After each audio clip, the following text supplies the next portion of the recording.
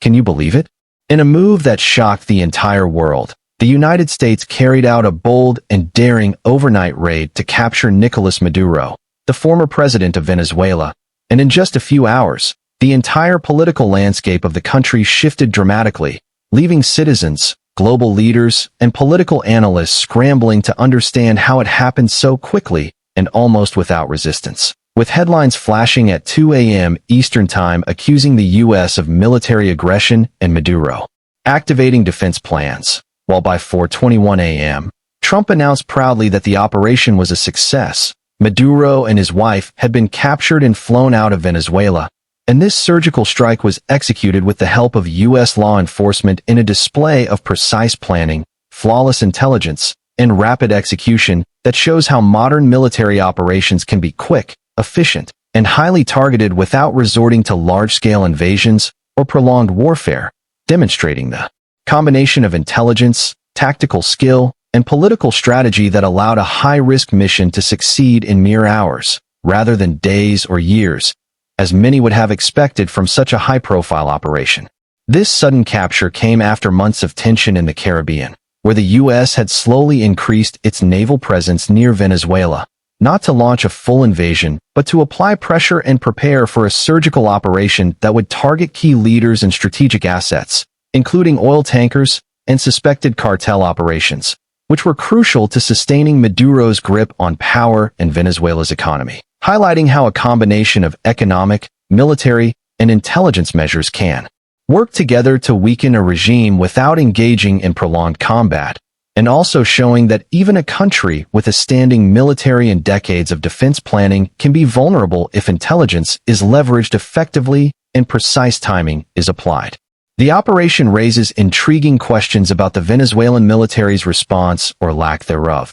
because while Maduro was captured, the military, which holds the real coercive power in the country due to its control over guns and strategic installations, seems to have quietly allowed the U.S. to act, suggesting either a tacit agreement, a strategic decision to avoid bloodshed, or a recognition that resisting would have been futile in the face of overwhelming U.S. capabilities, which included disabling key air defenses and monitoring Maduro's movements closely to ensure a flawless extraction, showing how power dynamics inside a country can influence outcomes as much as external military action, especially when leaders and institutions are weighing long-term survival against short-term loyalty. The political implications of this operation are enormous, because with Maduro gone, Venezuela is now facing a transitional period where the vice president or other opposition figures could assume power, potentially with the cooperation of the military, creating a window for democratic institutions to take hold and elections to be conducted legitimately, yet also presenting risks of instability if factions within the military,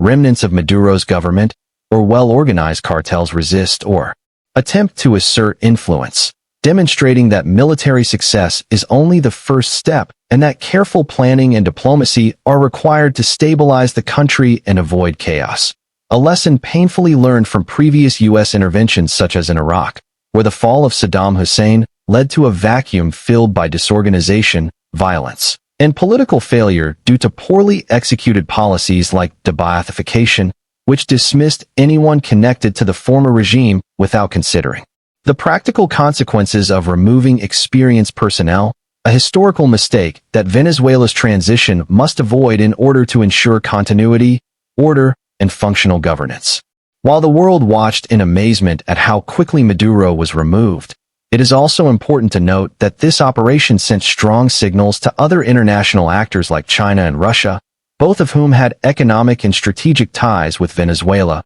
particularly in the oil sector, as their influence and investments have been disrupted almost overnight, showing that military operations have ripple effects far beyond the immediate region, affecting global markets, diplomatic relationships, and long-term strategic calculations, which means that the U.S. not only achieved a tactical success, but also reshaped international energy and political dynamics, forcing key players to reassess their strategies and alliances in Latin America. The U.S. strategy in Venezuela, which had been in the making for months or even years, relied on careful observation, intelligence gathering, and positioning, including naval deployments, tracking cartel activities, and understanding the political landscape, proving that high-stakes military operations require a deep understanding of the social, political, and economic conditions on the ground, rather than just brute force, and that successful outcomes often depend on minimizing casualties and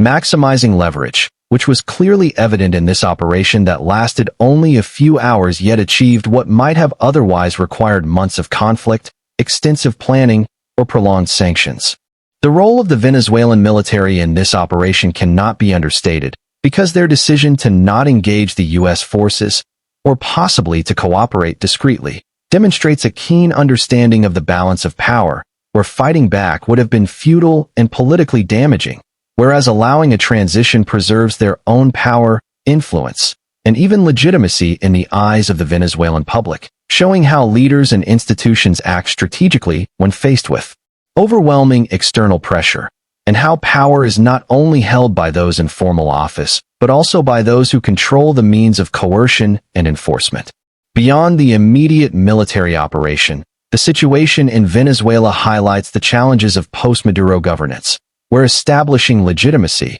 maintaining public order, and integrating opposition leaders into power structures are all essential to prevent civil unrest or further conflict, particularly in a country where cartels and organized crime groups are deeply entrenched and could exploit instability, meaning that the U.S. and local authorities must carefully navigate political transitions, avoid alienating critical institutions, and build confidence in new leadership to ensure long-term stability, lessons that have been painfully learned from past interventions around the world. Economically, Venezuela faces immediate challenges due to disruptions in oil production and trade, which were previously controlled in part by alliances with Russia and China, showing how intertwined geopolitics and domestic governance are, and why capturing a leader like Maduro is only the first step in addressing deeper structural issues that affect millions of citizens, from energy supply and inflation to social services and international relations, all of which require careful attention and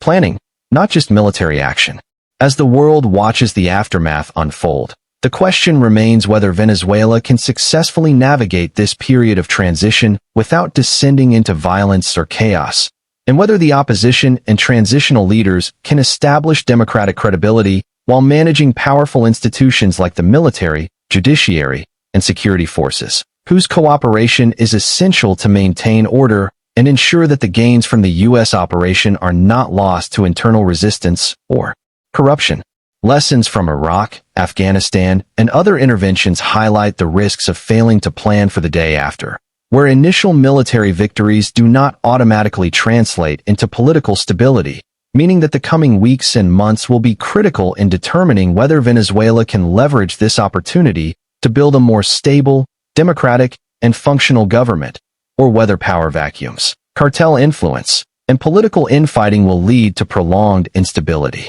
The speed and efficiency of the operation also underscore the power of modern intelligence, special operations, and targeted military strikes in achieving political objectives without the need for conventional warfare, showing that the combination of technology, information, and precision planning can reshape nations overnight, but also reminding us that winning the war is different from winning peace, and that follow-through, planning, and international cooperation are essential to sustain success and protect civilians, infrastructure, and economic stability. Internationally, the operation is a clear message to allies and adversaries alike that the U.S. is willing and capable of executing high-risk missions with precision, and that strategic planning, intelligence, and timing can achieve objectives previously thought impossible, reinforcing the importance of deterrence, diplomacy, and the careful calibration of power in international relations, where signaling, perception, and the anticipation of responses often matter